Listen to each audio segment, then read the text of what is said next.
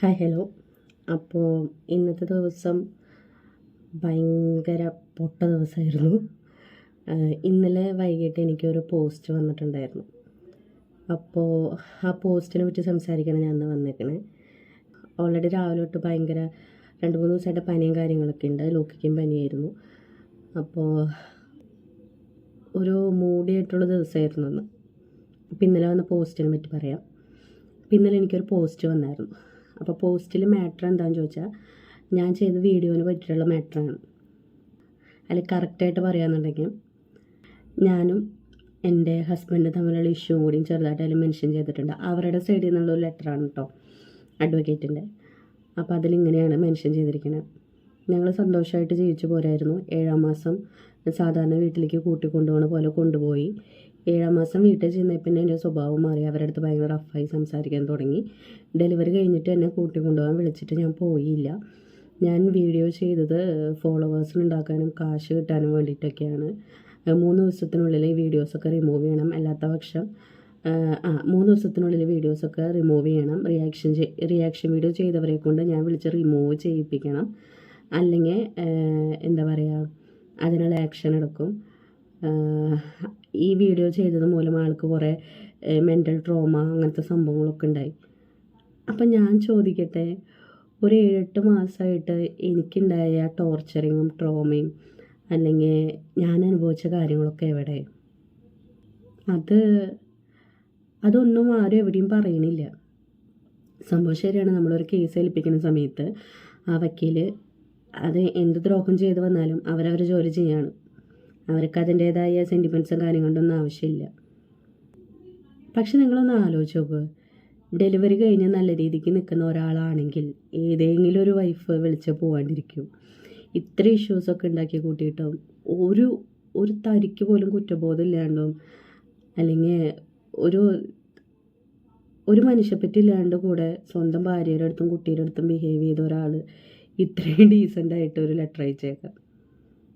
എനിക്ക് മനസ്സിലായൊരു കാര്യമുണ്ട്: ഒന്നെങ്കിൽ നമുക്ക് കാശ് വേണം, അല്ലാന്നുണ്ടെങ്കിൽ നമ്മുടെ കൂടെ നിൽക്കാനായിട്ട് ആൾ വേണം. ഇത് രണ്ടും ഇല്ലാത്ത പക്ഷം നമ്മൾ എത്രയൊക്കെ ട്രൈ ചെയ്താലും അതിനൊരു അവസാനം ഉണ്ടാവുമെന്ന് എനിക്ക് തോന്നണില്ല. നമ്മുടെ സൊസൈറ്റി അങ്ങനെയാണ്. ഒരു പെൺകുട്ടി ഇറങ്ങി ചെയ്യുന്ന കാര്യങ്ങൾക്കും ഒരു ആൺകുട്ടി ഇറങ്ങി ചെയ്യുന്ന കാര്യങ്ങൾക്കും 2 തരത്തിലാണ് കാണുന്നത്.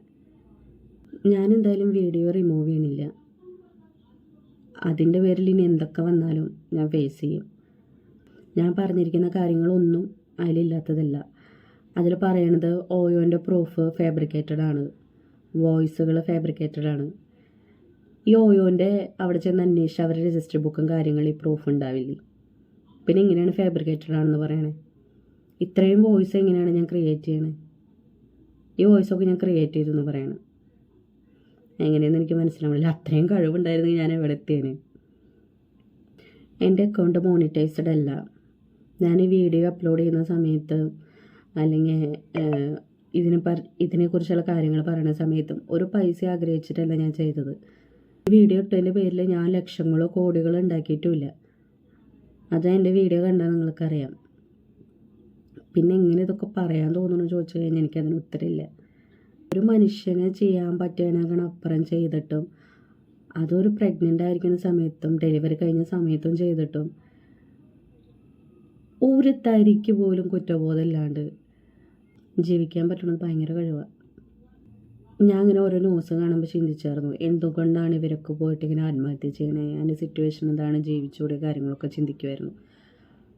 പക്ഷേ ഇപ്പോൾ എനിക്കും ആ ഒരു കാര്യത്തിൽ ക്ലിയറാണ്. കാരണം നമ്മൾ ചെല്ലുന്ന നമ്മുടെ വീട്ടിൽ നിന്നില്ല, നമ്മൾ സമീപിക്കുന്ന സ്റ്റേഷനിൽ നിന്നില്ല, അല്ലെങ്കിൽ നമ്മൾ സംസാരിക്കുന്ന ആൾക്കാരിൽ നിന്നില്ല, നമ്മൾ ചെല്ലുന്ന ഒരു സ്ഥലത്ത് നിന്ന് നമുക്കൊരു സപ്പോർട്ടും കിട്ടിയില്ലെങ്കിൽ ഒരു അവസാന മാർഗം എന്നുള്ള രീതിക്കാണ് ആൾക്കാർ ഇങ്ങനെയൊക്കെ ചിന്തിച്ച് പോണത്. ലൈഫ് ഇങ്ങനെയാണെന്നുള്ളൊരു കാര്യം ഞാൻ അക്സെപ്റ്റ് ചെയ്ത് കഴിഞ്ഞായിരുന്നു. ഈ സമയവും കടന്നു പോവും.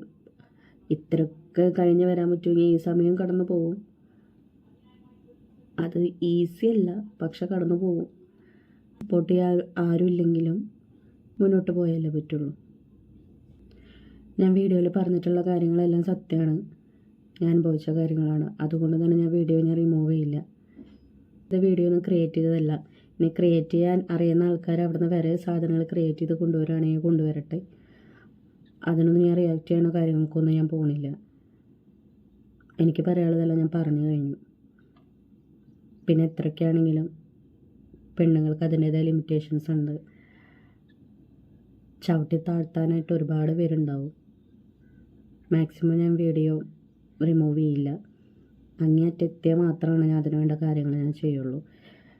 അവരയച്ച നോട്ടീസിനുള്ള മറുപടി അയക്കുന്നുണ്ട്. ലീഗലി തന്നെയാണ് കാര്യങ്ങളൊക്കെ പോണത്. അപ്പം ഒരു കാര്യം വന്ന് ഷെയർ ചെയ്യണം തോന്നി. ഓക്കെ ആയിട്ട് സന്തോഷമായിട്ടിരിക്കുന്നു. അപ്പം അത്രയേ ഉള്ളൂ.